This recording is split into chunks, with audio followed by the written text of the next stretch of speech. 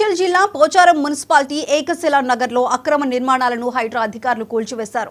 Private survey నెంబర్లు 739 నుంచి 749 వెంచర్లలో ప్లాట్లకు అడ్డంగా అనధికార ప్రహరీ గోడ నిర్మించారు. 7.16 ఎకరాల కాంపౌండ్ వాల్ అక్రమమని గుర్తించిన హైడ్రా అధికారులు కూల్చివేశారు. ఎలాంటి నోటీసులు లేకుండా హైడ్రా అధికారులు ప్రహరీ గోడను కూల్చివేశారని అంకినేడు ప్రసాద్ బంధువులు తెలిపారు. ఏం ప్రాబ్లం ఉన్నదో మాకు నోటీస్ కానీ మాకేం చెప్పలేదు, చేయలేదు.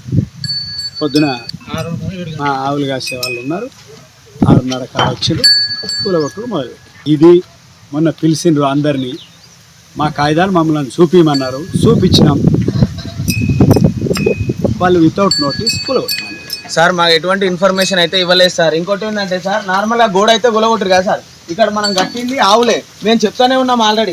వాళ్ళు ఏమంటున్నారంటే వాళ్ళు ఆఫీసర్లు మా సార్ ఏది చెప్తే మేము అదే ఫాలో అవుతామని అలా కూలగొడుతూనే ఉన్నారు. లోపల ఉంది గడ్డి మాత్రమే, గడ్డి మళ్ళీ ఆవులు మాత్రమే. ఆవులకి ఏమైతే అని ఆవులు ఆల్రెడీ ఉరికిపోతూనే ఉన్నాయి. మేము ఆవుల కాడికి పోవాలా, ఇటు ఇళ్ళతో మాట్లాడాలి సార్.